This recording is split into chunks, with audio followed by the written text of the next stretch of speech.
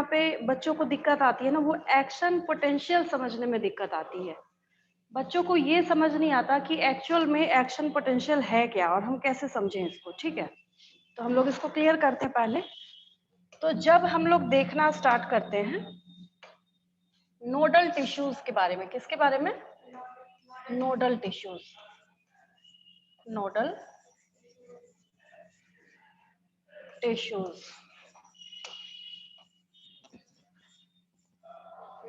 इस चैप्टर को चलने देंगे और कुछ बीच में से कोई 2 डेज या 3 डेज निकाल के बॉटनी का एक चैप्टर स्टार्ट करेंगे।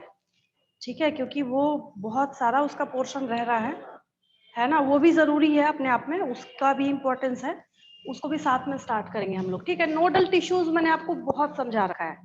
जब नोडल टिश्यूज की बात करते हैं हम लोग, तो अब आपके दिमाग में एक क्वेश्चन अराइज होगा कि नोडल टिश्यूज है क्या। तो याद कीजिए, आपने बहुत सारा क्या देखा है?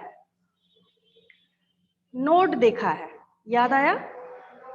नोड्स आपने बहुत सारे देखे। बायो में नोड वर्ड आपने कहाँ कहाँ सुना है? चलिए स्टार्ट करते हैं हर एक बच्चे से, 1 बाय 1 करके। ठीक है, नोड आपने कहाँ कहाँ सुना है बायो में?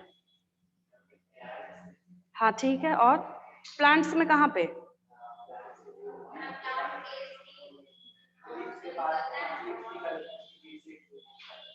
हाँ ठीक है, यहाँ मैं देख लेती हूँ कौन कौन से स्टूडेंट्स कनेक्टेड।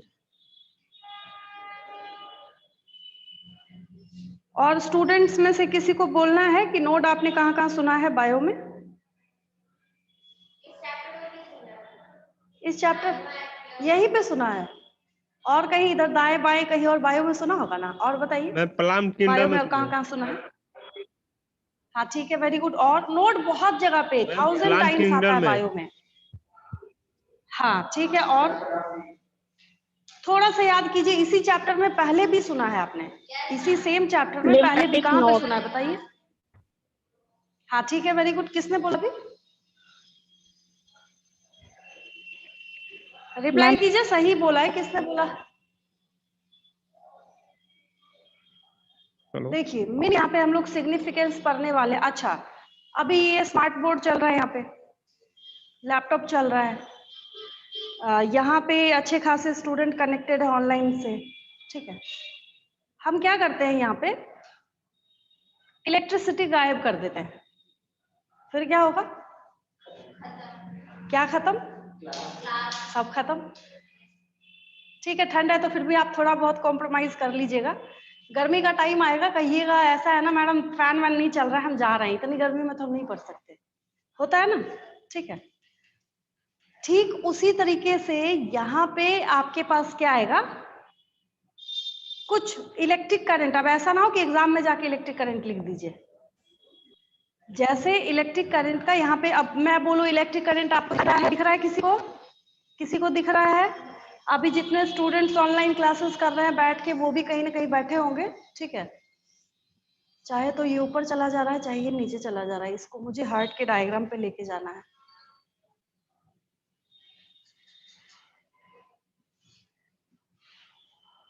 ईसीजी तो काफी नीचे है। ईसीजी खूब देखा है आपने मूवीज में, बहुत देखा है ईसीजी जो है उसको आपने, हाँ मूवीज में बहुत ज्यादा देखा है।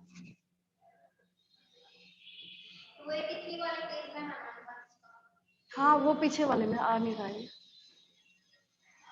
ये अपने आप ऊपर नीचे जा रहा है, हैंग कर रहा है ना थोड़ा सा। हाँ इसी पे है, देखिए 283 पे, बट ये अपने आप भाग जा रहा है ऊपर। 1 मिनट बस।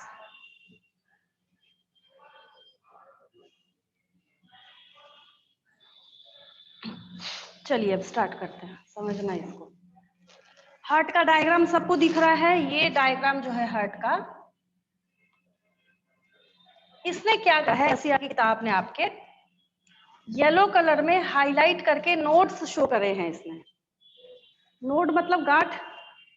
अब जैसे मैंने पूछा कि आपने और कहाँ पे नोड टर्म सुना है, पूछा मैंने आपसे, ठीक है, तो वहां पे आपका आंसर क्या है कि हमने बहुत जगह पे सुना है। हमने प्लांट में सुना है, हमने अभी जैसे इसी चैप्टर में पहले मैं पढ़ा रही थी, आपने लिम्फ नोड सुना है।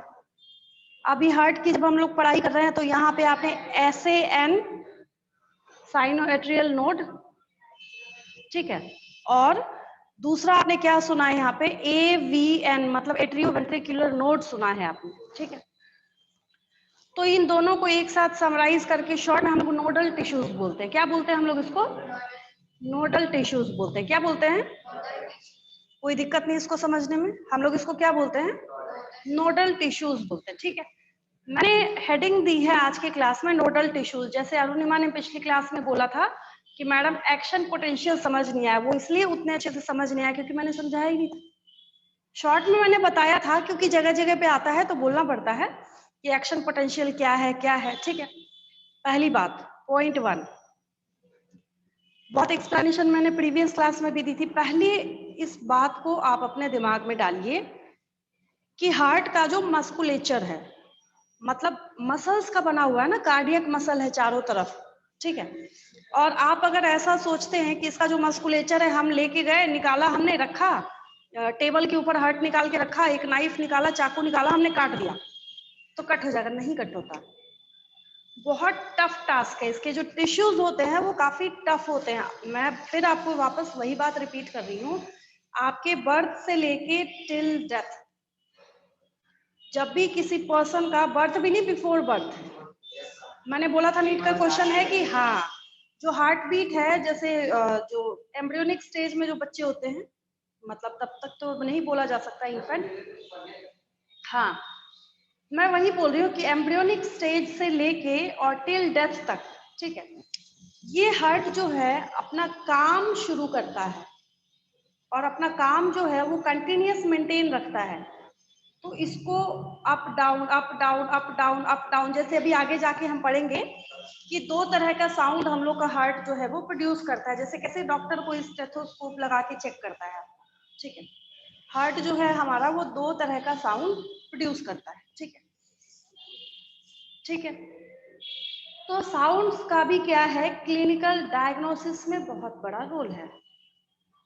अगर हम उस साउंड में देखते हैं, कोई कार्डियोलॉजिस्ट के पास चला गया, ठीक है, पता चला कि उस साउंड में कहीं कोई एरर है, कहीं कोई गड़बड़ी है, ठीक है, तो इसका ये मतलब है कि जब यहाँ पे आज की क्लास में मेन आपको पढ़ना है कब डायस्टॉल होगा, कब सिस्टॉल होगा, कब डायस्टॉल होगा, कब सिस्टॉल होगा। अब कुछ बच्चे ऐसे होंगे जो बोलेंगे कि मैम आप सिस्टोल डायस्टॉल बोल रहे हैं बट हमें समझ नहीं आ रहा, ठीक है। सिस्टोल मतलब कॉन्ट्रैक्शन, सिस्टोल मतलब कॉन्ट्रैक्शन, और डायस्टोल मतलब रिलैक्सेशन। अभी भी नहीं समझ आया? सिस्टोल मतलब सिकुड़ना, डायस्टोल मतलब फैलना। अब आया समझ में? अब आया समझ में, ठीक है। तो सिस्टोल डायस्टोल ये सारी चीजें हमेशा चलती रहेंगी, ठीक है। क्या क्या होगा इसमें? यहाँ पे आपको ये एट्रिया दिख रहा है, मतलब एट्रियम दिख रहा है। एक एग्जांपल लेते हैं छोटा सा, ठीक है, दोनों साइड में एक साथ होता है। तो हम ऐसा यहाँ पे बोलते हैं, उन बच्चों ने इसको पिन करके रखा हुआ है तो इस एरो से मैं समझा देती हूँ। देखिए, अब मैं एक छोटा सा आपको एग्जांपल बता रही हूँ यहाँ पे, ठीक है। इस एट्रियम के अंदर जब ब्लड आया, क्या हुआ? ब्लड आया, तो आप बलून मान लीजिए इसको उस टाइम के लिए। आपने क्या किया, उसके अंदर जैसे ही ब्लड को फिल किया है, भरा है, वॉल्यूम बढ़ेगा ना उसका, कोई डाउट इसमें किसी को? तो जब यहाँ पे इसका वॉल्यूम बढ़ेगा, ठीक है, फिर ये धक्का मारेगा किसको? ट्राइकस्पिड वाल्व को। अभी शुरू नहीं किया है मैंने, आपको घबराने की जरूरत नहीं है, मैं बस अभी आपको एक एग्जांपल दे रही हूँ, कहानी समझा रही हूँ ताकि आगे मैं क्लियर कर सकूँ इस चीज को। मेरा ये बोलने का मतलब है कि जब मैं यहाँ पे ब्लड को फिल कर दूं, ठीक है, तो ये प्रेशर किसके ऊपर डालेगा? ट्राइकस्पिड वाल्व के ऊपर। ये तो सबको पता है, यहाँ पे क्या करेगा, ये प्रेशर डालेगा। और ट्राइकस्पिड वाल्व के ऊपर जब ये यहाँ पे प्रेशर डालेगा तो इस प्रेशर की वजह से ये खुलेगा। आप धक्का मार रहे हैं किसको? ट्राइकस्पिड वाल्व को। ट्राइकस्पिड वाल्व को जब आप पुश कर रहे हैं तो वो ओपन होगा। ओपन होगा तो यहाँ से फिर क्या होगा? ब्लड गया इस वेंट्रिकल में। कहाँ गया? वेंट्रिकल में। चलिए अब कहानी यहाँ पे बंद करते हैं, इसको स्टॉप करते हैं। मैंने आपको पहले ही बोला कि घबराने की जरूरत नहीं है, मैं प्रोसीजर अभी नहीं बता रही, मैं आपको बस इतनी बात समझा रही हूँ कि एक्चुअल में एक्शन पोटेंशियल होता क्या है। अब इसका थोड़ा सा बैकग्राउंड स्टोरी समझना स्टार्ट कीजिए, ठीक है। जब आपका जो ब्लड है वो एट्रियम से वेंट्रिकल में गया वाया ट्राइकस्पिड वाल्व, कहां से कहां गया? एट्रियम से वेंट्रिकल में गया। रास्ता क्या है? अब क्लास ओवर होगी, ठीक है, आप घर जाएंगे, जाएंगे घर यहाँ से, ठीक है। मैं बाहर निकली, पता चला मैं इसको लॉक करके चली गई, फिर कैसे जाइएगा? फिर आप जुगाड़ लेके, भाई टूट कैसे सकता है? अगर टूटने लायक हो तो हम तोड़ के निकले यहाँ से, रात भर तो बैठे नहीं रहिएगा यहाँ पे, ठीक है। ये तो टूट नहीं सकता, लोहे का लगा हुआ है ये। यहाँ से जंप कीजिएगा तब भी हाथ पैर टूटेगा ही कम से कम, ठीक है। तो इसका ये मतलब है, मॉडल ऑफ द स्टोरी ये है कि जो एट्रियम से वेंट्रिकल में ब्लड जा रहा है, ठीक है, उसको एक पैसेज चाहिए। तो पैसेज में बार बार आपने ट्राइकस्पिड वाल्व सुना है, ठीक है। और ट्राइकस्पिड वाल्व जो है उसमें 3 फ्लैप्स होते हैं। उसमें क्या होते हैं? 3 फ्लैप्स होते हैं, 3 इधर और ऐसा बीच में होल है। तो पीछे से जब ब्लड प्रेशर मारेगा, जब भी कोई चीज ओपनिंग इस तरीके से होती है, ये ओपनिंग जो फ्लैप्स है ना वो वेंट्रिकल की तरफ है। आगे बहुत इसमें एक्सप्लेनेशन है, बहुत डिटेल है, ठीक है। तो ये जब बंद होगा ना तो किसी में कुवत नहीं है वेंट्रिकल के ब्लड को कि इसको अगर पीछे से धक्का भी मारे तो ये खोल दे इसको वापस। आपको मैंने जब भी पूछा है कि what is the significance of different types of valves in heart, याद है? मैंने आपसे क्वेश्चन पूछा था कि what is the significance of presence of different types of valves in our heart. तो वहां पे आपने आंसर लिखा था कि it prevents bad flow of blood, याद है? तो कुछ ऐसा भाई, जब एट्रियम से वेंट्रिकल में ओपन हो रहा है, ऐसे समझिए। अब कहानी को इस तरीके से समझिए, रफ में अगर मैंने यहाँ पे ये एट्रियम और मैंने अगर यहाँ पे वेंट्रिकल बना दिया, तो ये फ्लैप्स जो है 3 1 2 3, ये फ्लैप्स जो है किधर की तरफ खुले हुए हैं? इधर की तरफ है, ठीक है। इधर से आने की, इनकमिंग की फैसिलिटी है, इधर से बैक जाने की फैसिलिटी नहीं है। अगर कभी आप ऐसा बनाते हैं, बोलेंगे ये मेंटल इसने पढ़ा ही नहीं है चैप्टर को, ऐसा कभी हो ही नहीं सकता। तो यहाँ पे इसको जो फैसिलिटी प्रोवाइड की गई है वो बस इतनी है कि अगर आप एट्रियम से आ रहे हैं तो आराम से जाइए वाया ट्राइकस्पिड वाल्व, वाया 3 इधर है तो 3 नीचे भी होगा और एक ओपनिंग है, ठीक है, दैट इज ट्राइकस्पिड वाल्व। तो ब्लड बेचारे के पास क्या है? यहाँ पे ये फैसिलिटी है कि अगर ये जा रहा है तो आप इस रास्ते नीचे जाइए, कोई दिक्कत नहीं है। लेकिन ये जब सिकुड़ने के बाद ऐसे बंद हो गए ना ऐसे, तो पीछे से प्रेशर डाल के तो आप नहीं खोल सकते ना उसको। बात समझिए, फ्लैप्स ऐसे हैं बाहर की तरफ, फ्लैप्स कैसे हैं? बाहर की तरफ है, ऐसे बंद हुआ फिर, तो आप बैक फ्लो से उसको नहीं खोल सकते। हाँ, तो इसकी डिजाइनिंग इस तरीके से करी गई है, इसकी जो डिजाइनिंग है वो इस तरीके से करी गई है कि ये कभी भी किसी बैक फ्लो को सपोर्ट नहीं करेगा। फिर आपके दिमाग में क्वेश्चन आ रहा होगा, मैडम ने तो तब से यहाँ पे हेडिंग दिया हुआ है नोडल टिश्यूज का, बट ये यहाँ पे हमें कुछ और ही समझा रही है। ये कहाँ से आ गया? देखिए, तो अब उसमें इस बात को समझिए, मेरा ये बोलने का मतलब है कि मैंने आपको बताया कि शुरू में जब ये फैलेगा, जब मान लीजिए कि मैंने यहाँ पे ये ब्लड का फ्लो बहुत ज्यादा इसमें बना दिया, तो इसका क्या होगा? डायस्टॉल होगा। क्या होगा? फैलेगा, ठीक है। जब भी कभी स्टेटमेंट लिखेगा ना आपकी एनसीईआरटी की किताब या दुनिया की कोई सी भी बुक, वहां पे वो एक बात जरूर मेंशन करेगी, कोई सी भी किताब हो, कि जब ये इसमें जब कॉन्ट्रैक्शन होगा, इसमें जब the contraction in atrium leads to the movement of blood into the ventricle, कोई दिक्कत? हिंदी में बोलूं अगर, जब एट्रियम के अंदर कॉन्ट्रैक्शन होगा, ये इस चीज को सिग्नल देगा कि भाई तुम क्या करो, अब आप ऊपर से दबा रहे हो तो ये इस ब्लड को सिग्नल देगा, भाई ऐसा है तुम्हारा काम खत्म, तुम आगे जाओ, वेंट्रिकल में अपना रास्ता नापो। ये बोलेगा कि तुम वेंट्रिकल में जाओ, ठीक है। तो ये कहाँ जाएगा? वेंट्रिकल में जाएगा, ठीक है।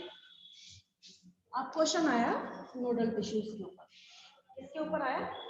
नोडल टिश्यूज के ऊपर। मतलब कि चाहे आप यहाँ पे SAN की बात करें, चाहे आप यहाँ पे ABN की बात करें, ठीक है। ये सब होने के लिए, कॉन्ट्रैक्शन रिलैक्सेशन होने के लिए क्या चाहिए इसको? एनर्जी चाहिए ना। क्या चाहिए इसको? एनर्जी के बहुत फॉर्म है, एनर्जी के बहुत फॉर्म है। केमिस्ट्री पढ़िए, एनर्जी, बॉन्ड एनर्जी, बॉन्ड बनता है तब एनर्जी, बॉन्ड टूटता है तो बॉन्ड एनर्जी। फिजिक्स पढ़िए, एनर्जी, हर जगह एनर्जी। बायोलॉजी पढ़ रहे हैं अभी, एनर्जी। आप घर से आए गुस्से में, आपने बोला बस अब तो मैं 3 दिन तक खाना नहीं खाऊंगा, अगले दिन तक यहाँ आने लायक भी नहीं बचेगा, बोलिएगा कि हमारी बॉडी में एनर्जी नहीं बची, that is another kind of energy. वो क्या हो गया? ATP, एडिनोसिन ट्राइफॉस्फेट, ठीक है। लेकिन यहाँ पे किस फॉर्म में एनर्जी आएगा, तो क्वेश्चन अराइज होता है ना। तो यहाँ पे जब कभी भी आपको कोई वीडियो दिखता है, इसका एक्शन पोटेंशियल का, इसका एक्शन पोटेंशियल का, जब कभी भी आपको कोई सी भी वीडियो दिख रही है, ठीक है, यहाँ पे क्या करती है कि जब आप इस हार्ट के डायग्राम को देखते हैं, स्पेसिफिक किसको देखते हैं? हार्ट के डायग्राम को देखते हैं, ठीक है। तो येलो वाला जो नोडल टिश्यूज यहाँ पे आपके पास बना हुआ है, दैट इज साइनोएट्रियल नोड। क्या बना हुआ है? साइनोएट्रियल नोड यहाँ हो गया। या फिर ये जो AVN है, एट्रियोवेंट्रिकुलर जो नोड है, ये ना कुछ रिलीज करते हैं, ऐसे हवा में कुछ रिलीज करते हैं, जो मूव होता हुआ आगे जाता है और हार्ट के मस्कुलेचर को बड़ी आसानी से आपने बोल दिया कि भाई कॉन्ट्रैक्शन हो रहा है, रिलैक्सेशन हो रहा है, सारा काम हो रहा है, बोलते हैं आप। हम पूरी जो स्टोरी है, पूरी कहानी हम किसके ऊपर पढ़ रहे हैं? Contraction relaxation, contraction relaxation. कौन करा रहा है? कौन करा रहा है? Action potential, action potential. आपने एक पार्टी ऑर्गेनाइज करी, म्यूजिक सिस्टम लगा दिया, अच्छा खासा एम्पलीफायर लगा दिया, बंद कर दीजिए इलेक्ट्रिक करंट, स्विच बंद कर दीजिए जाके, चलेगा? वो नहीं चलेगा। अगर मैं आपसे क्वेश्चन पूछूं उसको कौन चला रहा था, तो आप बोलेंगे इलेक्ट्रिक करंट। फिर मैं बोलूंगी कैसे चल रहा था, कुछ होगा ना इलेक्ट्रिक करंट को पास कराने का। आप बोलेंगे हाँ ये वायर है, ये यहाँ वहां से वहां तक कनेक्टेड है, ये ऐसा काम कर रहा है। तो यहाँ पे जो करंट है, इलेक्ट्रिक करंट यहाँ नहीं लिखना है, that electric current is in the form of action potential, is in the form of, in the case of heart. Heart के केस में जो ये जिंदगी भर आपके बिफोर बर्थ से लेके टिल डेथ तक, टिल डेथ तक, वो भी क्लिनिकल डेथ के बाद, वो भी क्लिनिकल डेथ के बाद 1 घंटे के अंदर इसको क्या किया जा सकता है? ट्रांसप्लांट भी किया जा सकता है। हार्ट को जैसे किसी पर्सन की डेथ हो गई, ठीक है, डेथ के विदिन 1 आवर, विदिन 1 आवर उसको दूसरे पे, अब थोड़ी जिंदा कोई बंदा है मरने वाला है, उसी के अंदर से हार्ट निकाल लिया, ऐसा सुना है कभी आपने? कभी नहीं। डेथ के विदिन 1 आवर, 1.5 आवर, इस तरीके से उसको क्या किया जाता है? पहुंचाया जाता है। अब मान लीजिए कोई पेशेंट है यहाँ पे पटना में, कोई मुंबई में है,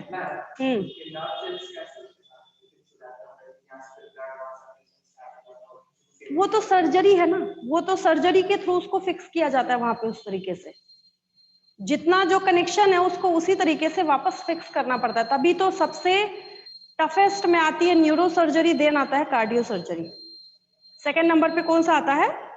कार्डियो। ये तो फिर भी हार्ट ट्रांसप्लांटेशन के बाद, फिर भी न्यूरो सर्जरी के बाद तो उस पेशेंट का कुछ ना कुछ दिमाग हिला हुआ ही रहता है। आप पता कीजिएगा अपने जानने पहचानने वाले में, अगर किसी की न्यूरो सर्जरी हुई हो तो रिकॉग्निशन में, या तो उसको रिकॉग्निशन में प्रॉब्लम होगी, या हो सकता है वो अपने लाइफ के पीछे का पार्ट भूल चुका हो, या कोई पोर्शन स्लॉट ही उसके दिमाग से खिसक गया हो, क्योंकि वो बहुत टफ है ना कि उतने सारे जो न्यूरॉन्स हैं वहां पे आप सर्जरी भी कर रहे हो, ऑपरेट भी कर रहे हो, और आपने वहां पे राइट कनेक्शन कराया।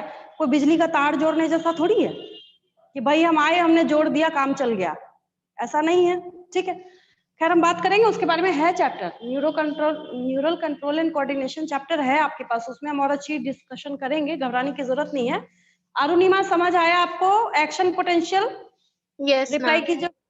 हाँ, तो वही मैंने बोला था, तभी तो मैं ये सिर्फ क्या कर रही थी, इंट्रोडक्शन ही दे रही थी आपको, डिटेलिंग हमने करी नहीं थी वहां पे उतने अच्छे से, तभी थोड़ा सा मैंने, क्योंकि आता है तो समझाना पड़ता ही है, ठीक है।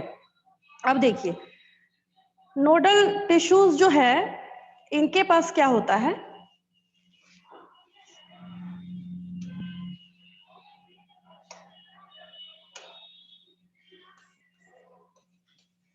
नोडल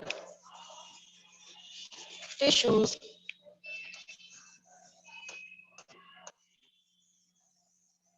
और नोडल मस्कुलेचर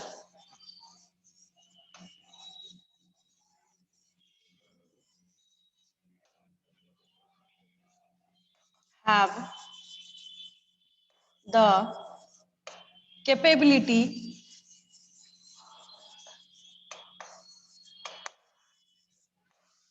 to maintain नहीं, generate to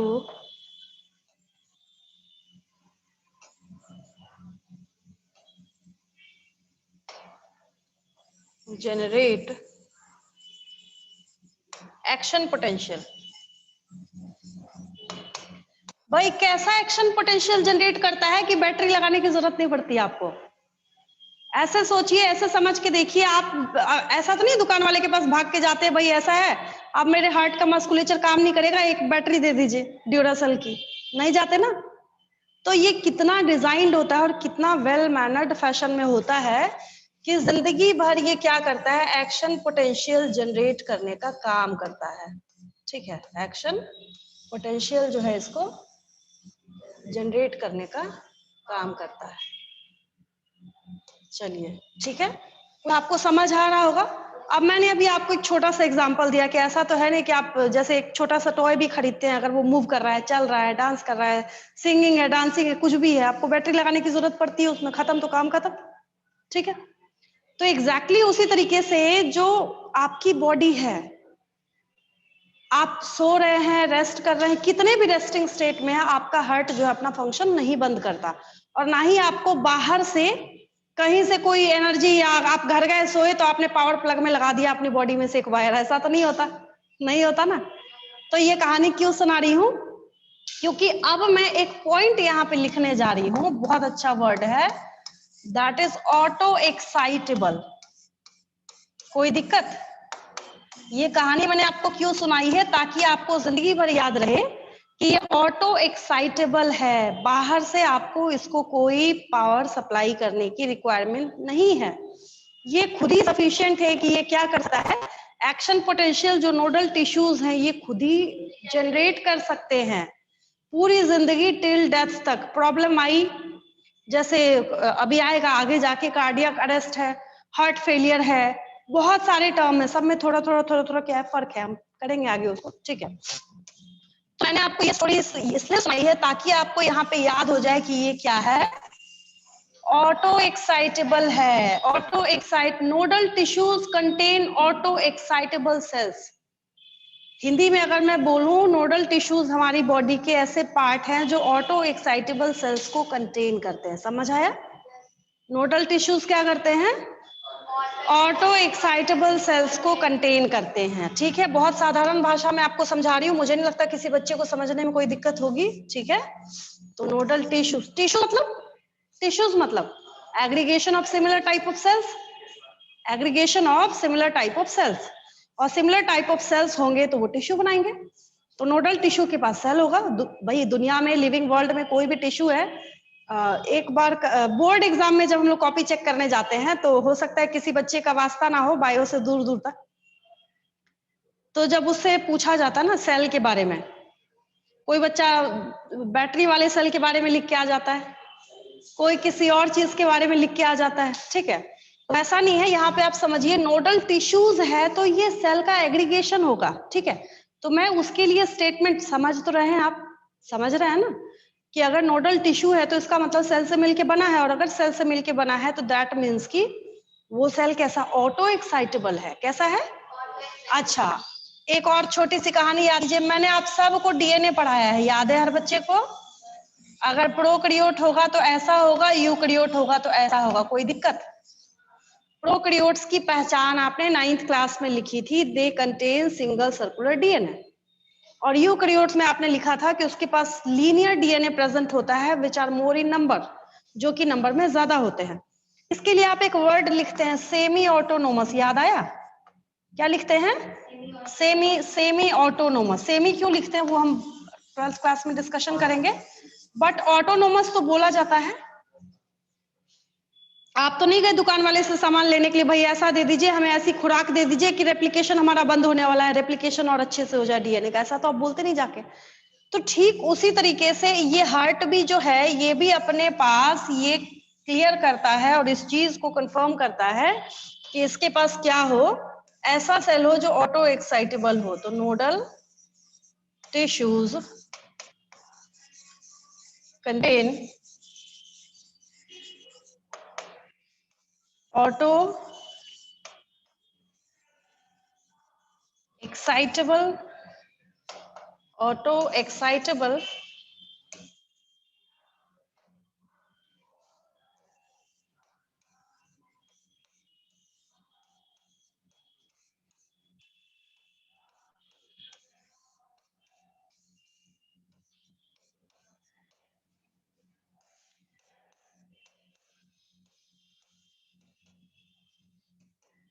that is NEET का क्वेश्चन है, सुन लीजिए। इंक्स का जब अलग एग्जाम लेता था तब उसने पूछा था, ये डायरेक्ट क्वेश्चन था वहां पे, मैं लिख देती हूँ यहाँ पे, हालांकि आप लोग क्वेश्चन सुनते के साथ आंसर देंगे।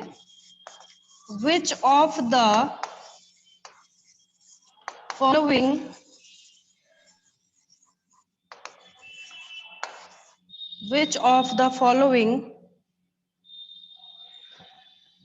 muscle which of the following muscle is concerned with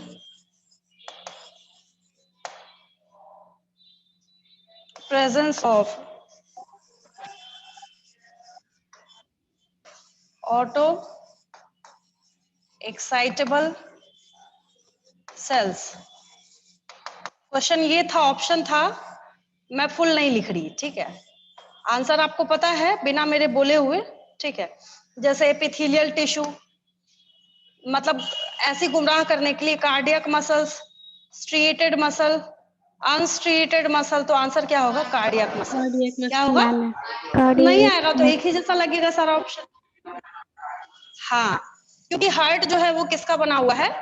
cardiac muscles का बना हुआ है। तो बच्चा ऐसे तो कोई क्वेश्चन नहीं करता ना कि ऑटो एक्साइटेबल सेल, 9th में आपको पढ़ाया था किसी टीचर ने कि जो कार्डियक मसल है उसके पास ऑटो एक्साइटेबल सेल होता है, या मैं भी अगर पढ़ाऊंगी एनिमल टिश्यूज तो हो सकता है वहां मेरे भी दिमाग से स्किप हो जाए, बट एग्जामिनर को जोड़ना आता है कि कैसे वहां पे 2 चैप्टर को जोड़ के बच्चे को गुमराह करके क्वेश्चन पूछा जा सकता है। अभी इजी लग रहा है, जो कॉन्सेप्ट आपको समझ आता है वो इजी होता है, और जो कॉन्सेप्ट आपको समझ नहीं आता है वो टफ होता है। वो क्या होता है? टफ होता है, ठीक है? 12th में बच्चों को सबसे टफ लगता है चैप्टर 5 एंड 6। चैप्टर 5 है principles of inheritance and variation, chapter 6 है मॉलिक्यूलर बेसिस ऑफ इनहेरिटेंस, उसके ऊपर बेस्ड 11th है biotechnology and it's principles, 12th है biotechnology and it's applications. 4 chapter है, और इन चारों में से गारंटीड है बिल्कुल 2000% कि 5-5 नंबर का सेक्शन डी का 5 नंबर का क्वेश्चन जरूर कैरी करेगा। हाँ बिल्कुल 2000%, क्या 5000% कर लीजिए, ठीक है? अभी नहीं गए आप 12th में, 1 मिनट, हाँ तो बात अभी आप 12th में नहीं गए, आप घबराइएगा नहीं उसके लिए, ऐसे नहीं 90+ बच्चे लेके आते हैं पढ़ने के बाद। तो बच्चों को ये स्ट्रैटेजी पता चल गई, उसको इंटरेस्टिंग वे में, जैसे बायोमोलिक्यूल से उसका बहुत कनेक्शन है, आपके 11th की किताब के बायोमोलिक्यूल से इन चारों चैप्टर का कनेक्शन है, ठीक है? करने के बाद जब बच्चे समझ जाते हैं ना, पूरे 12th की बुक में बच्चों को सबसे आसान यही 4 चैप्टर लगते हैं। तो कोई, हाँ, आप फिजिक्स केमिस्ट्री या दुनिया का कोई सा भी सब्जेक्ट पढ़िए, जो चीजें आप समझते हैं वो आपके लिए क्या है? इजी है, जो नहीं समझते हैं वो टफ है। बाकी तो कोई फर्क नहीं है इजी और टफ में, इतना सही फर्क है, ठीक है? ये क्या होता है? ऑटो एक्साइटेबल सेल्स कैरी करने का, कंटेन करने का काम करते हैं। ये देखिए, ये रहे आपके नोडल टिश्यूज, और यही क्या करते हैं? एक्शन पोटेंशियल को जनरेट करने का काम करते हैं, ठीक है? अब देखिए, ये मैंने पॉइंट आपको यहाँ पे लिख दिया है कि इसको किसी भी एक्सटर्नल या स्टिमुली की जरूरत, जैसे कैसे मैंने आपको बैटरी वाला एग्जांपल दिया, या फिर आपको बाहर से कहीं कुछ पावर सप्लाई कुछ भी लेने की जरूरत नहीं है, ठीक है। और एक्शन पोटेंशियल, अब आपको ना इससे सारा डेटा खुल जाएगा। 1 मिनट में हार्ट कितनी बार बीट करता है? 70 से 75। एक्शन पोटेंशियल वही डेटा है। एक्शन पोटेंशियल का the number of action potential that could be generated in a minute vary at different parts of the nodal system. The SAM can generate the maximum number of action potentials that is 70 to 75 per minute. मतलब बार बार जो power supply चाहिए ना, एक बार power supply करा तो जाके क्या हुआ, वहां पे गारंटी करता है एक बीट का। एक बार इसने क्या किया, एक्शन पोटेंशियल जनरेट किया, तो इसने इसको हम ऐसे लिख सकते हैं,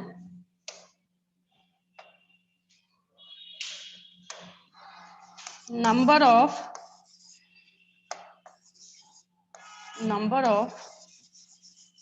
action potential is directly proportional to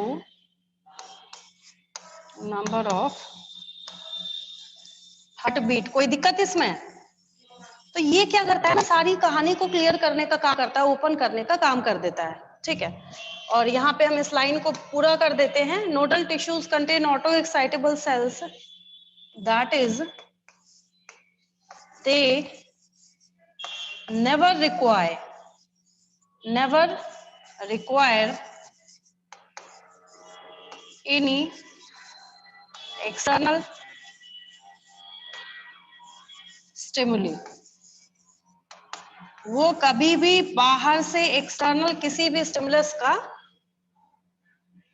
requirement नहीं रखते हैं, कि वो अगर उनको नहीं मिला तो वो क्या नहीं करेंगे, एक्शन पोटेंशियल को जनरेट करने का काम नहीं करें, कभी उनको जरूरत ही नहीं है, चाहिए ही नहीं एक्सटर्नल स्टिमुलस। ये खुद क्या है, अपने आप में सफिशिएंट है कि ये क्या कर सके, एक्शन पोटेंशियल को जनरेट करने का काम कर सके। ये जैसे जैसे करेगा वैसे वैसे क्या करेगा, आपका एक्शन पोटेंशियल वहां पे जनरेट होगा, ठीक है।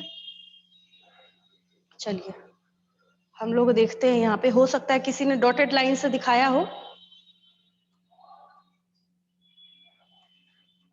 एक्शन पोटेंशियल,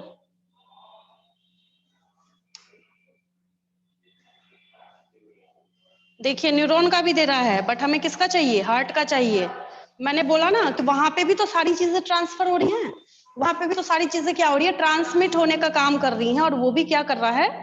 अब ऐसा थोड़ी है मैं बोलूं कि भाई आपको मेरी पढ़ाई हुई बात समझ आ रही है तो आप कहीं से आप अपना ब्रेन का कुछ पावर सप्लाई लेना स्टार्ट कर दें। अगर आपको एक पिन चुभा, आप हाथ हटाते ना वहां से अपना, तो वो भी तो चल रहा है बेचारा वैसे ही, तो वहां पे भी एक्शन पोटेंशियल आता है, यहाँ भी एक्शन पोटेंशियल आता है, बट ये हार्ट का मैं आपको बता रही हूँ।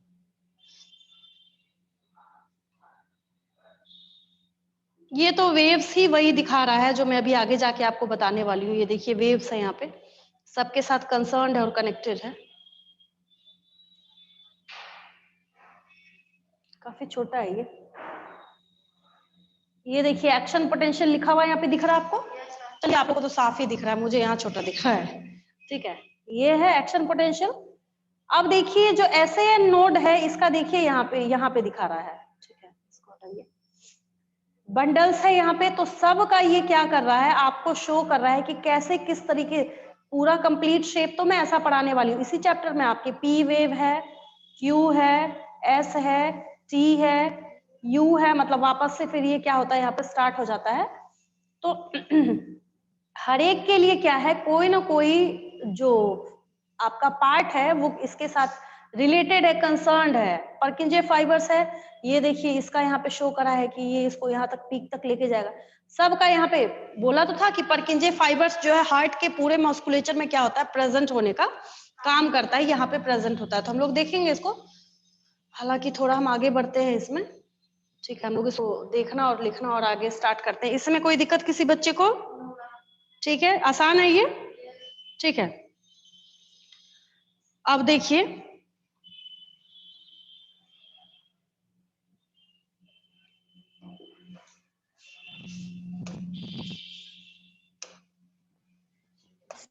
hence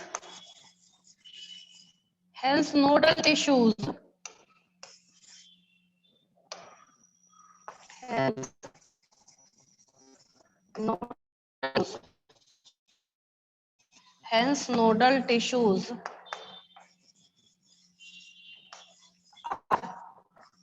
referred as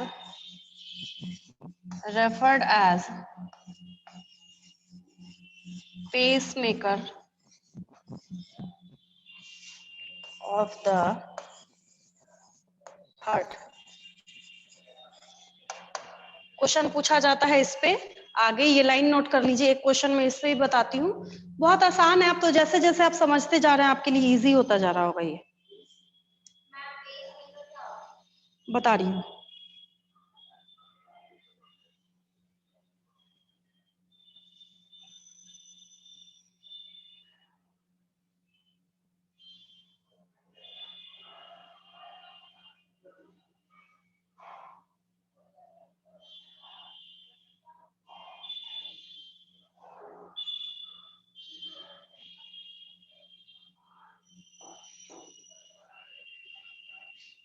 देखिए, कई बार आपने सुना है ना कि उसका ऑपरेशन हुआ, पेसमेकर लगा है, सुना है आपने? Yes ma'am. नहीं सुना है? हाँ सुना होगा, आपने जरूर सुना होगा।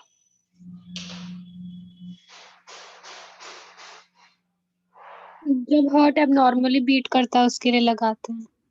हाँ हाँ, वेरी गुड, ठीक है।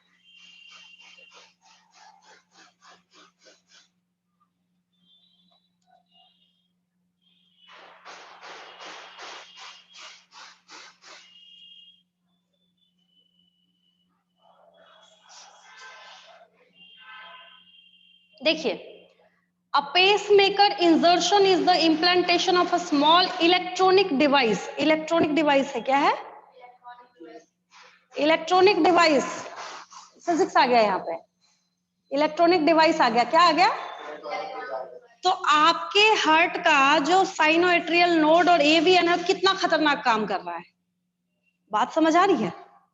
कि वो क्या कर रहा है यहाँ पे, ऐसा काम कर रहा है कि ये क्या कर सके, इलेक्ट्रिक लिख रहा है, electric problems of heart. That means कि जो एक्शन पोटेंशियल है, जितना जैसा जिस तरीके से जनरेट होता है वैसा ही जनरेट करने वाला एक क्या किया जाता है, लगाया जाता है आपके हार्ट बीट में। That the heart beat doesn't slow to और डेंजरसली लो रेट, उसके लिए इसको क्या किया जाता है, लगाया जाता है। अगर दिखता है तो बहुत अच्छी बात है। हार्ट में तो मोस्टली जब भी सर्जरी सुनी है ना, ये देखिए यहाँ पे दिखा रहा है इस बंदे का, क्या करके लगाया जाता है? हाँ हाँ, तो और क्या, ऊपर से लगा देंगे क्या?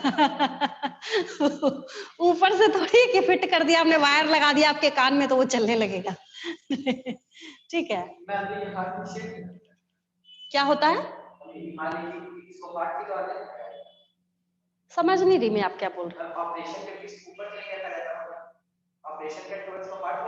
हाँ हाँ हाँ हाँ हाँ, ये देखिए, पेसमेकर जो है यहाँ पे इस तरीके से, ये पेसमेकर है और इसको इस तरीके से पेसमेकर लीड्स लिख रहा है, और यहाँ पे बिल्कुल उस तरीके से इसकी वायरिंग करी जाती है कि जैसा यहाँ पे एक्शन पोटेंशियल जनरेट कर रहा है आपका ओरिजिनल नोडल टिश्यू, वैसा ही ये भी जनरेट करे। अच्छा एक चीज देखिए, पेसमेकर जो है ना, जो पेसमेकर है, अभी मैंने आपको एक स्टेटमेंट लिखवाया कि इस वजह से इसको पेसमेकर ऑफ हार्ट बोलते हैं, ठीक है।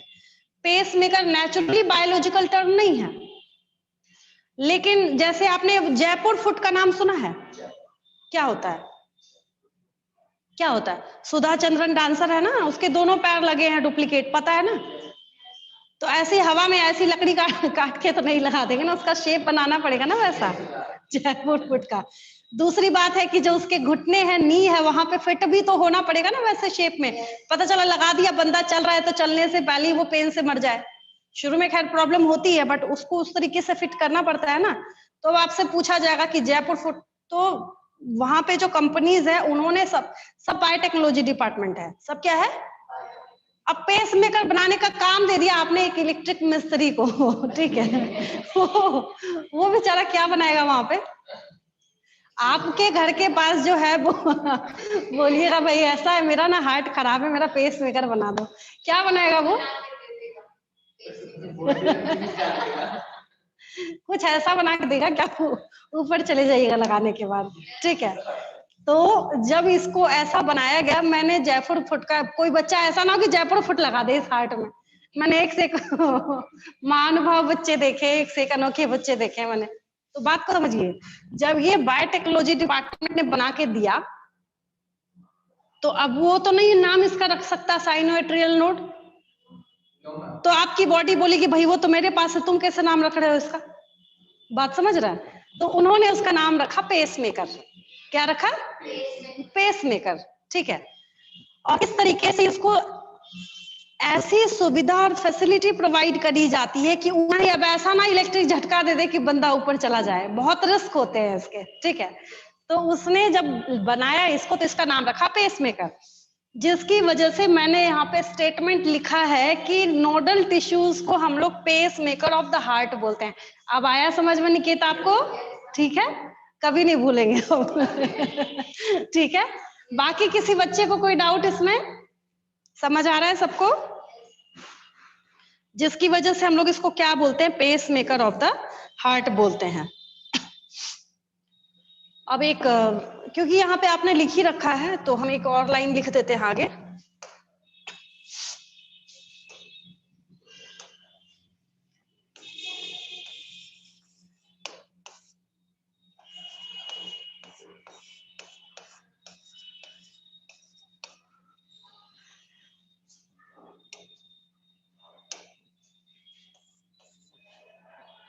ह्यूमन हार्ट बीट्स नॉर्मली, सबको पता है, कुछ अलग से स्पेशल पॉइंट नहीं लिख रही, ये जाने का नाम ही नहीं ले रहा है।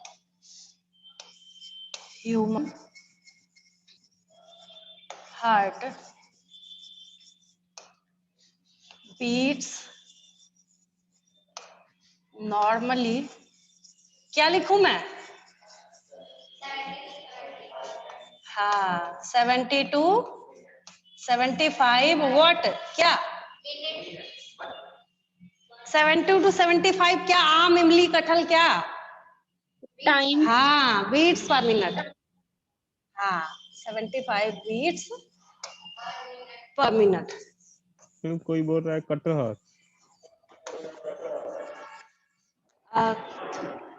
कुछ दिवेश?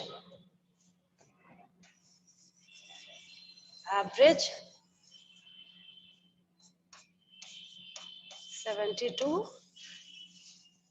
Beats per minute. कोई दिक्कत नहीं, किसी को पता है ये तो आपको बचपन में 10th क्लास में भी जब आपने सुना था ना, तब भी आपको ये बात क्या करी गई थी, पढ़ाई गई थी, ठीक है। अब हम लोग क्या करते हैं यहाँ पे, थोड़ा सा मैं बॉटनी वाले एक चैप्टर के लिए, सैटरडे कल क्लास नहीं है, संडे को क्लास है, ठीक है। संडे को मैं एक, हाँ क्लास है, ये चलेगा, ये भी चलेगा, इसमें नो डाउट, क्योंकि मैं इसको बहुत इत्मीनान से कर रही हूँ तो ये टाइम लेगा, ठीक है। एक टर्म होता है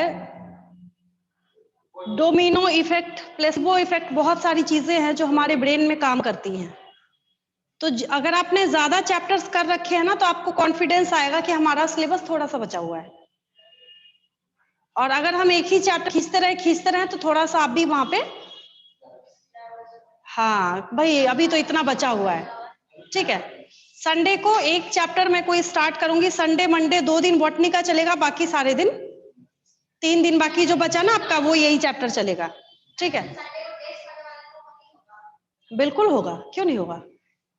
और उसमें मैं बता देती हूँ, उसमें आप लोग बॉडी फ्लूइड्स एंड सर्कुलेशन शुरू से अभी तक रिवाइज करके आइएगा, जितना मैंने कराया है आपको, ठीक है। वो रिवाइज जैसे मैंने कराया है, कल मैंने आपको डिटेल्ड सिलेबस भेजा था ग्रुप में, देखा है सबने? कहाँ रहते हैं? डिटेल्ड सिलेबस देखा है सबने? रिप्लाई कीजिए उधर से। No ma'am. No ma'am. Ma'am ये इतना मतलब डाउट में डाल देते हैं कि मैं कंफ्यूज हो जाती हूँ, कहाँ भेज दिया मैंने, किसको भेज दिया मैंने। कल सेंड करा है मैंने बायोलॉजी वाले ग्रुप में आपको रिवाइज सिलेबस, वो बिल्कुल एग्जैक्ट और एक्यूरेट है, ना उसमें एक शब्द कम है ना उसमें एक शब्द ज्यादा है, एक्यूरेट है वो बिल्कुल, ठीक है। तो देखिए मैं थोड़ा सा आपको बता देती हूँ फटाफट, रहने दीजिए, आप लोग खोजते रहिएगा, मैं ही बता देती हूँ, रुकिए। मैं पूछ लेती हूँ यहाँ पे लिख के, और बच्चों से मैं पूछ लेती हूँ क्या स्टार्ट करें हम लोग को, कुछ भी बोल सकते हैं आप, आपकी मर्जी। ये तो 12th का है, 11th का। यस, देखिए ह्यूमन फिजियोलॉजी तो रहने दीजिए, 17 मैंने करा दिया, 18 चल रहा है, और 19, 20, 21, 22, 20 और 21 में बहुत थोड़ा थोड़ा सा पोर्शन है, तो वो जल्दी हो जाएगा। 22 तो बहुत आसान है, 12th की बुक होनी चाहिए जब हम लोग 22 चैप्टर करेंगे, केमिकल कोऑर्डिनेशन एंड इंटीग्रेशन। बिना Yes, 12th मैम की है बुक के मैं 12 नहीं की कराऊंगी, बुक आप लोग को भी बोल रही हूँ ले। हाँ ठीक है, है वेरी गुड, मैम तो बुक उसको 12 लेके रखेंगे पास में। हाँ तो इसको तो आप रहने दीजिए इधर, ठीक है, चलिए उधर बात करते हैं। पास किंगडम हो गया, एनिमल किंगडम हो गया, सेल हो गया, बायोमोलिकुल्स हो गया, cell cycle and cell division हो गया।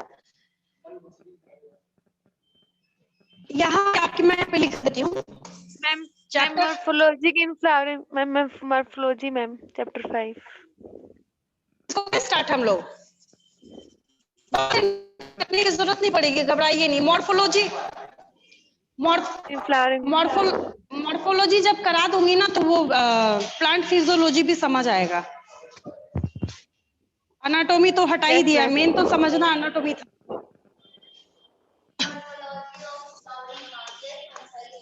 मॉर्फोलॉजी ऑफ फ्लावरिंग प्लांट्स, इसको स्टार्ट प्लांट। कर। Morphology of flowery plant. Yes ma'am chapter 5 start कीजिए। चलिए शुरू से थोड़ा सा कॉन्फिडेंस भी आएगा आपको। कौन सा बच्चा बोल रहा है मुझे पता ही नहीं चल रहा है, ये मैं यहाँ कर देती हूँ, नाम तो दिखेगा हमसे। यस मैम चैप्टर 5 यहाँ मैम। मैम है, चैप्टर 5 कीजिए मैम। उसमें कहाँ पे ये पूछ लीजिएगा जाने के पहले मैम से, ठीक है। यहाँ पे मेरे पास ये है पूरा, मैंने तो व्हाट्सएप में रख रखा है, ठीक है। चलिए ये स्टार्ट करते हैं, थोड़ा सा आपको कॉन्फिडेंस भी आएगा कि नहीं, हमारा बॉटनी भी साथ साथ चल रहा है। तो मॉर्फोलॉजी करते हैं। Yes ma'am. Structural organisation chapter 7 जो है, स्ट्रक्चरल ऑर्गेनाइजेशन इन एनिमल्स, उसमें सिर्फ एनिमल टिश्यूज ही पढ़ना है आपको। आगे वाला सारा कटा हुआ है, जैसे जो आपको क्या बोला जाता है, एम्फीबियन फ्रॉग था, कॉकरोच था, अर्थवर्म था, वो सब कटा हुआ है, वो नहीं है। तो ये भी बहुत कम, जैसे ही plant morphology of flowering plants खत्म होगा, तो फिर मैं आपका क्या करा दूंगी, एनिमल टिश्यूज। क्या वो तब देखेंगे हम लोग, जब आएगा तो तब तक आप टारगेट बैच में होंगे, मैं खत्म कर चुकी होंगी, आप उसकी टेंशन मत लीजिए क्या है क्या नहीं है, ठीक है। अभी फिलहाल फोकस कीजिए जो आपको सीबीएसई ने गाइडलाइन के अकॉर्डिंग दिया है, ठीक है। तो इसका फायदा बेनिफिट सुन लीजिए मेरे से क्या होगा। तो आप ऐसा बोल सकते हैं कि यूनिट 1, यूनिट 2, यूनिट 3, और किधर गया, आपका पूरा हो चुका है। और फिर हम लोग यूनिट 4 और 5 तो खैर चल ही रहा है, 4, 5 जो है वो पैरेलल चलेगा, तो जल्दी हो जाएगा थोड़ा सा, ठीक है। थोड़ा आपको भी कॉन्फिडेंस आएगा, आप बोलेंगे अच्छा नहीं एक ही यूनिट बस रह रहा है। इधर वाले में तो खैर कोई दिक्कत है नहीं, मैं कोशिश कर रही हूँ आपको बिल्कुल पिन पॉइंट, मात्र भी अगर कोई ऐसी चीज है जो आपको कंफ्यूजन हो तो आपको बहुत अच्छे से समझ आए, ठीक है। चलिए आगे हम लोग बढ़ते हैं, यहाँ तक कोई दिक्कत किसी को, समझ आ रही है बात? चलिए मैम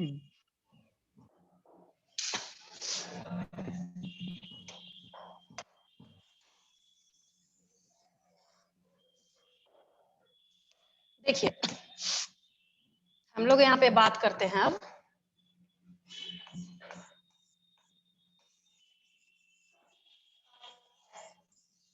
कार्डियक साइकिल। साइकिल का क्या मतलब है, साइकिल का क्या मतलब है?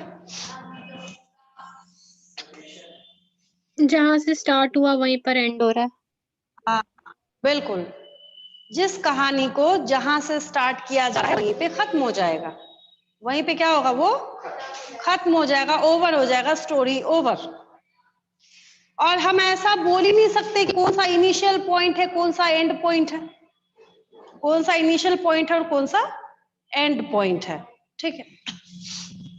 कार्डियक साइकिल को जब भी स्टार्ट किया जाता है, तो कार्डियक साइकिल स्टार्ट होने के पहले एक काम करता है, या फिर स्टार्ट होने के पहले हमेशा जब भी कहीं लिखा जाता है तो बोला जाता है कि कार्डियक साइकिल जो है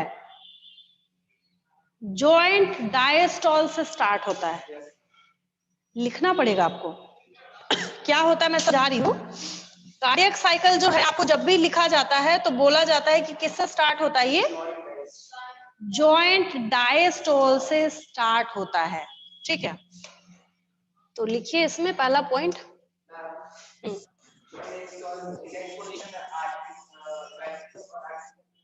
आप ही पढ़ाने दीजिए, अभी तो चल ही रहा है, क्यों घबरा रहे हैं इतना।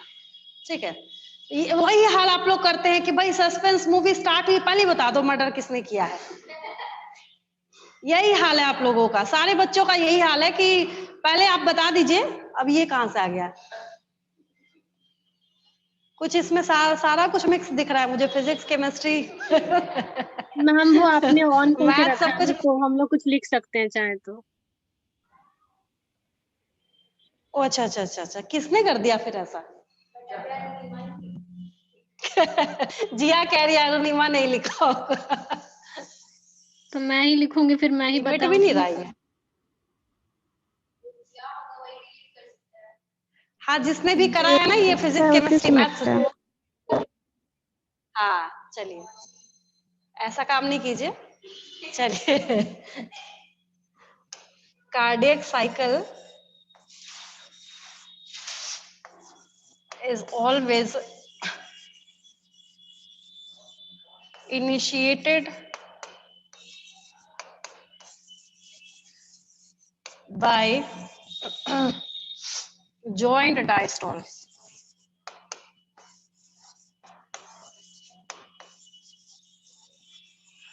जब भी कभी आपको बोला जाए ना जॉइंट डायस्टॉल, क्या बोला जाए? इसका मतलब आप समझ जाइएगा, कोई सा भी एट्रियम हो, कोई सा भी वेंट्रिकल हो, सबके सब उस टाइम रिलैक्स्ड पोजीशन में होंगे। कोई दिक्कत?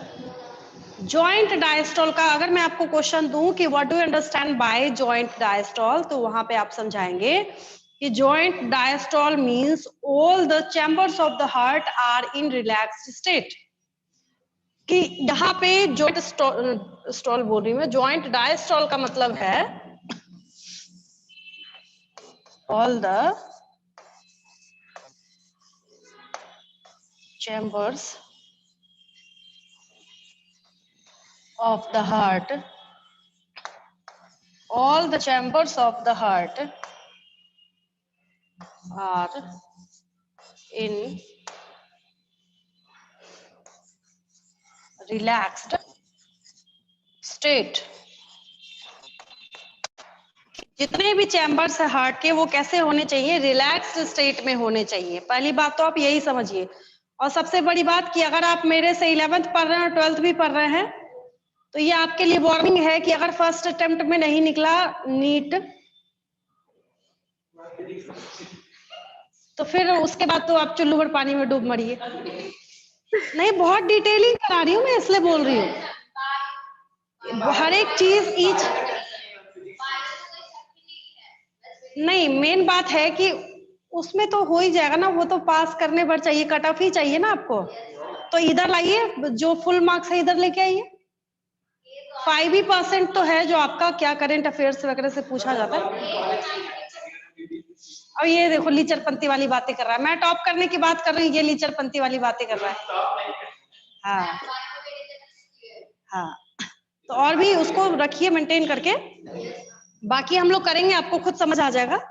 चलिए आगे बढ़ते। अमन, आवाज नहीं आ रही आपकी? अमन डांट आई तो उसने दे दिया। देखिए एक छोटा सा एग्जांपल लीजिए जो हमें हमारे टीचर ने समझाया था।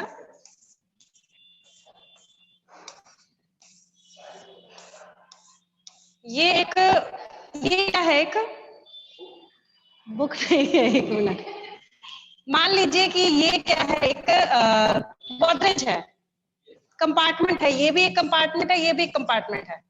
ठीक है, आपने मोस्टली देखा होगा जगह जगह पे ऐसे कंपार्टमेंट्स बने होते हैं जहां पे आप फाइल्स रखने का काम करते हैं, जहां पे आप क्या करते हैं, फाइल्स रखने का काम करते हैं। तो 2020 के पहले या कल तक आपने फाइल रखी, फाइल रखी, फाइल रखी, फाइल रखी।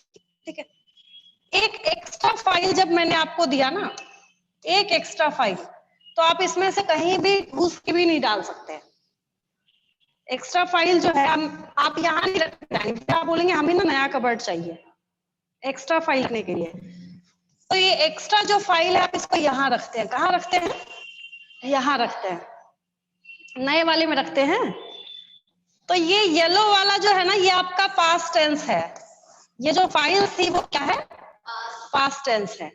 और अभी जो मैं आपको फाइल दे रही हूँ that is my explanation of this present class. ठीक है, आप इसको भी पीछे ले जाके जबरदस्ती ठूस रहे हैं।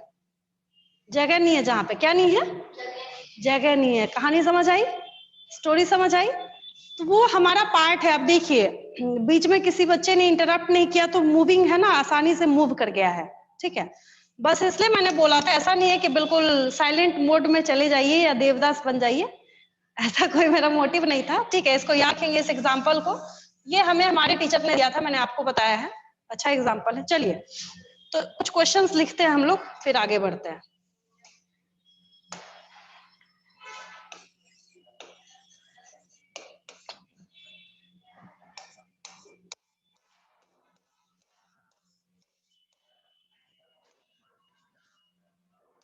पहला क्वेश्चन लिखिए,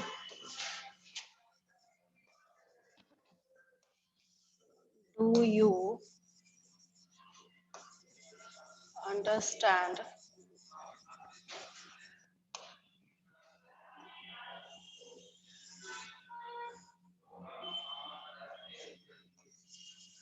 why the term joint diastole? चलिए, very good, joint diastole. Second question लिखिए,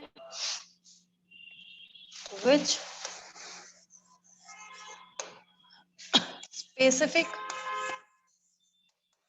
specific structure of the heart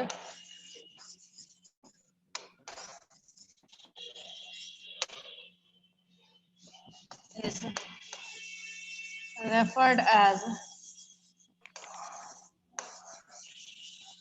pacemaker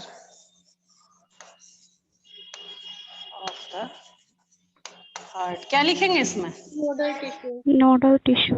हाँ, नोडल ठीक टिश्यू। है। हाँ, नेम द नोडल टिश्यूज। एक स्टूडेंट का नेम मुझे नया दिख रहा है आज की क्लास में। कौन सा बच्चा है, मैं देख लेती हूँ। दिवेश तो खैर, एक कोई स्टूडेंट थी शायद, अब लीव कर गई। कोई दूसरा एक नाम मुझे शो हो रहा था। मैम मैं ही थी मैम, नेम दूसरा था, मैं चेंज कर दी हूँ नेम। अच्छा अच्छा अच्छा, name the nodal tissues of the. भाई हार्ट का डायग्राम बनाया है ना आपने पूरा अभी तक, या फिर ऐसे ही यस मैम करते रहते हैं? ये हार्ट का जो डायग्राम है, हाँ ठीक है, वेरी गुड। हार्ट का जो डिटेल डायग्राम है उसमें, हाँ ठीक है, वेरी गुड। हार्ट का जो डिटेल डायग्राम है, सुन लीजिए मेरे से, उसमें सारे चैम्बर्स, मतलब right atrium, left atrium, right ventricle, left ventricle, ये आपको पता होना चाहिए कहाँ पे है। एट्रियल सेप्टम या इंटर एट्रियल सेप्टम पता होना चाहिए कहाँ पे है। इंटरवेंट्रिकुलर सेप्टम पता होना चाहिए कहाँ पे है। एट्रियोवेंट्रिकुलर सेप्टम की पोजीशनिंग, नोडल टिश्यूज की पोजीशनिंग, परकिंजे फाइबर्स की पोजीशनिंग, ये सारी पोजीशनिंग आप लेबल करना जानेंगे नहीं तो सीखिएगा कैसे?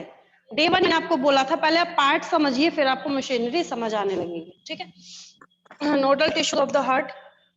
नेक्स्ट, डिफरेंशिएट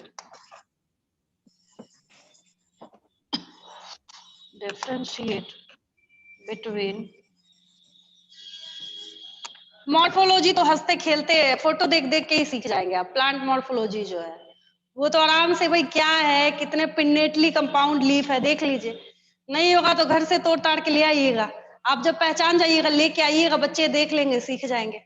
ठीक है, आसान है, उसको करना बहुत इजी है। Differentiate between systole and एस्टोल।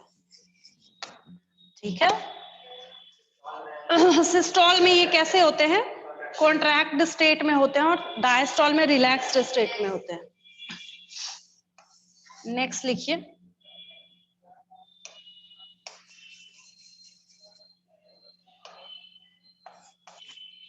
write a note on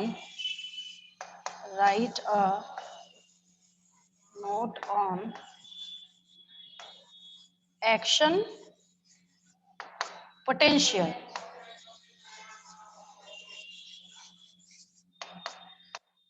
exam खत्म होगा, एग्जाम के बाद पीटीएम अरेंज होगा आप लोगों का। मैं ना तो किसी बच्चे को पहचानती हूँ ना किसी और को, तो उसमें हम लोग बाय फेस बात करेंगे। जो भी ऑनलाइन बच्चे कनेक्टेड है सबको बोल रही हूँ, आप लोगों को तो पहचान ही रही हूँ, ठीक है। उसके बाद पीटीएम ऑर्गेनाइज होगा।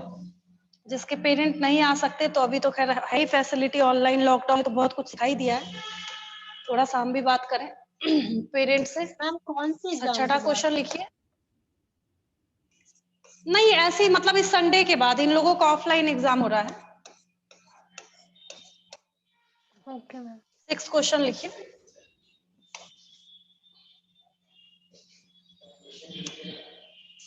बिल्कुल, जो डेट लिखा था वो कहाँ चला गया?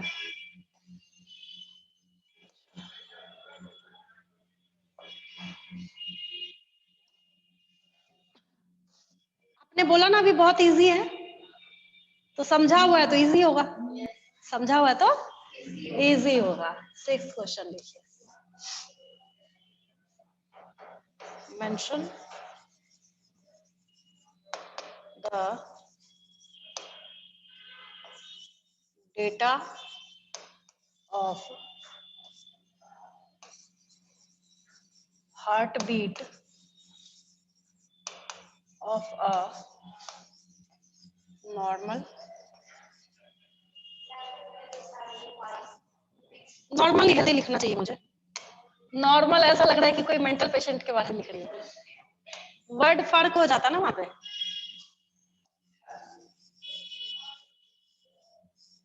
Healthy person.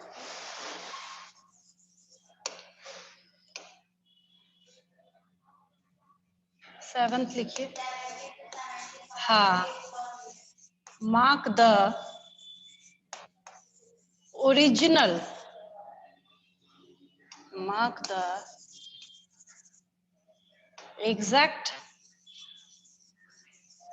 the exact positioning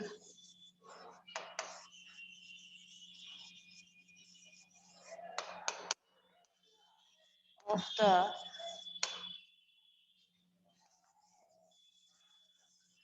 nodal tissues in the diagram of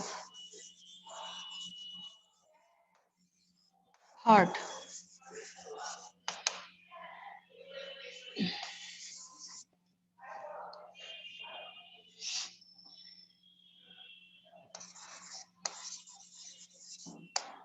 What do you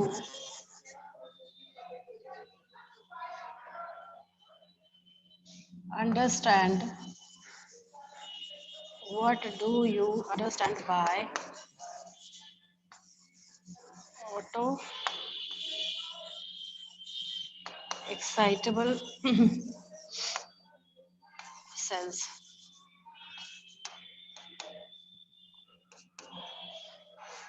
ninth लिखिए।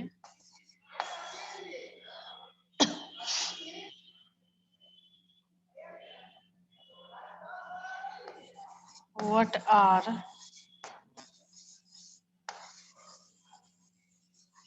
Purkinje fibers? Show them diagrammatically.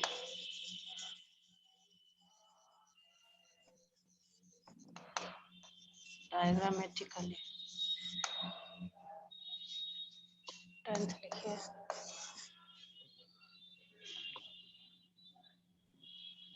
Mention the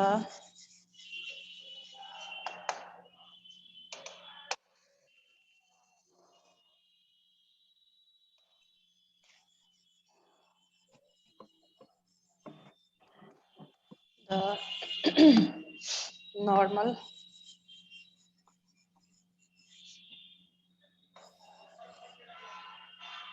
Mention the normal range of action potential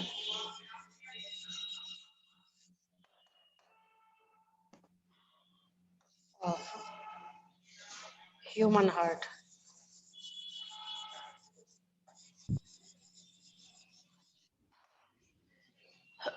ये भी पता है आप लोगों को, इसका भी डेटा क्या है आप लोगों को ऑलरेडी पता है।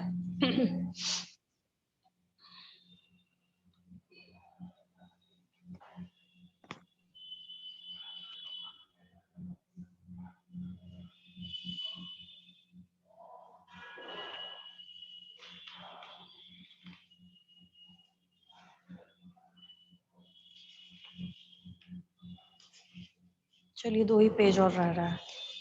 धीरे धीरे ही सही अच्छा खासा पोर्शन कवर कर लिया हमने। मुझे सबसे चैलेंजिंग ये था कि कैसे मैं सारा कॉन्सेप्ट समझाऊं आप लोगों को।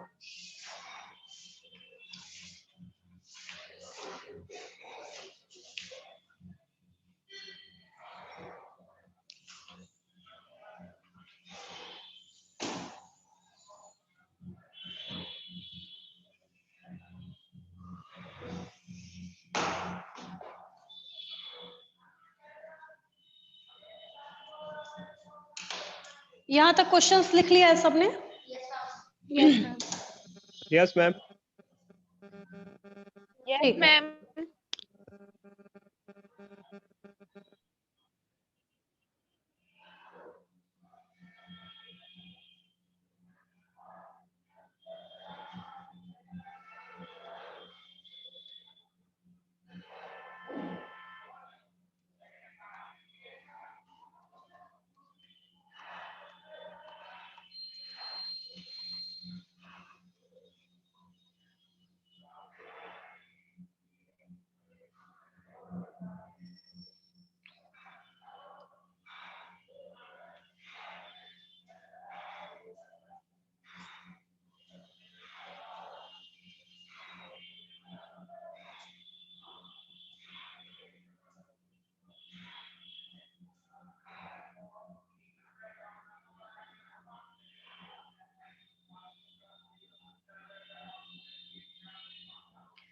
ये पल्मोनरी वेन लिखा हुआ दिख रहा है सबको? ये पल्मोनरी वेन दिख रहा है। इसको इसने क्या करा है? हाँ, इसको इसने क्या करा है, क्योंकि अगर आप ये पोजीशनिंग नहीं समझेगा फिर वापस मैं वही बात बोल रही हूँ, फिर मुझे नेक्स्ट क्लास में इस साइकिल को समझाने में दिक्कत आएगी। आपकी क्या करती है कि पल्मोनरी वेन से जब वेंट्रिकल में ब्लड जाना है, ये स्टेटमेंट लिख रहा है। बच्चा बोलेगा एट्रियम किधर गया, फिर बाद में स्टेटमेंट के एंड में वो लिखेगा वाया एट्रियम, एट्रियम के रास्ते होते हुए, ठीक है।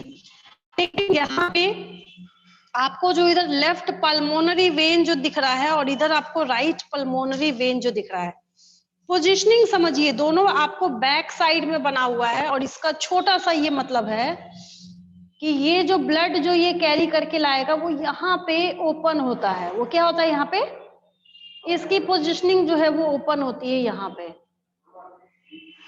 ठीक है। ये जो है अब ये पूरा स्ट्रक्चर क्या होता है, 3 डायमेंशनल स्ट्रक्चर है। बहुत बड़ा चैलेंज है कि कोई आपको डायग्राम के थ्रू क्या करे, इसको समझाए, ठीक है। एक ये है, इसको देखिए, इसमें भी देखिए ध्यान से। ये यहाँ पे क्या कर रहा है, इसमें डायरेक्ट ओपन करके आपको ये दिखा रहा है। ये क्या है, पल्मोनरी वेन्स है, जो यहाँ पे क्या करेगा, ब्लड लाके देगा। इसको क्या करेगा, इसको ब्लड लाके यहाँ पे देगा, ये जो पल्मोनरी वेन्स है। हाँ ठीक है, अभी इसको देखते हैं हम लोग। देखिए मैंने आपको लेफ्ट पल्मोनरी आर्टरी सिखा रखा है, मतलब जो एट्रियम, वेंट्रिकल या फिर सेप्टम क्या है नहीं, ये सब मैंने आपको सिखा के रखा हुआ है, ठीक है। लेकिन इस हार्ट को इसने बंद कर दिया, यहाँ पे क्या कर दिया, बंद। हर एक डायग्राम जो है वो किसी एक चीज की पोजीशनिंग को अच्छे से दिखाएगा समझाने के लिए आपको। ये हार्ट बाहर क्या है, बंद है, क्लोज्ड कंडीशन में है। क्लोज्ड कंडीशन में रखने के बाद आपको क्या कर रहा है, यहाँ पे एट्रियम को देखिए ऐसे दिखा रहा है, ये राइट वाला एट्रियम है और ये लेफ्ट वाला एट्रियम है। ये क्या है, राइट वाला। तो जो पल्मोनरी वेन राइट में खुलेगा उसको राइट पल्मोनरी वेन बोलेंगे। जो बोल रही है उसको समझिए। राइट एट्रियम में जो पल्मोनरी मतलब क्या होता है, लंग से रिलेटेड। पल्मोनरी वर्ड जो बायो का है दैट मीन्स लंग, ठीक है। तो जो ये राइट वाले एट्रिया में आके खुलेगा उसको हम लोग राइट पल्मोनरी वेन बोलेंगे। और यहाँ पे देखिए ये क्या बोल रहा है आपको, लेफ्ट पल्मोनरी वेन्स। और जो आके कहाँ पे ओपन होगा, लेफ्ट साइड में आपका ओपन होगा, उसको हम लोग बोलेंगे लेफ्ट पल्मोनरी वेन। और ये कहाँ ओपन हो रहा है, ये देखिए लेफ्ट एट्रियम में ओपन हो रहा है। कहाँ ओपन हो रहा है, ये दोनों कहाँ ओपन हो रहा है, राइट एट्रियम में ओपन हो रहा है। कहाँ ओपन हो रहा है। अब एक चीज और देखिए, एक है आपका इधर ऊपर में सुपीरियर वेना कावा, एक क्या है सुपीरियर वेना कावा, और एक होता है इंफीरियर वेना कावा नीचे। बस अभी मैं पोजिशनिंग समझा रही हूँ, ठीक है। सुपीरियर मतलब तुरंत अभी आपने बोला मॉर्फोलॉजी चैप्टर स्टार्ट करना है, हम पढ़ेंगे उसमें superior ovary, inferior ovary. Superior ovary मतलब पूरे उस फ्लावर के समझाने के लिए बता रही हूँ। सुपीरियर ओवरी का मतलब है कि पूरे फ्लावर के ऊपर में ओवरी बैठी होगी, पेटल्स वगैरह से ऊपर उसका लेवल होगा। तो यहाँ पे भी सुपीरियर और इंफीरियर, तो यहाँ पे कोई रॉकेट साइंस नहीं है। सुपीरियर वेना कावा का मतलब है कि जहाँ पे क्या हार्ट को आपके सारे इस हाथ से अपर पोर्शन से ब्लड नहीं मिलता क्या, उसको मिलता है ना। तो उसके लिए सुपीरियर वेना कावा लगेगा। क्या बॉडी के निचले हिस्से से जाता ब्लड उसके पास, वहां पे इंफीरियर वेना कावा लगेगा। वहां पे क्या लगेगा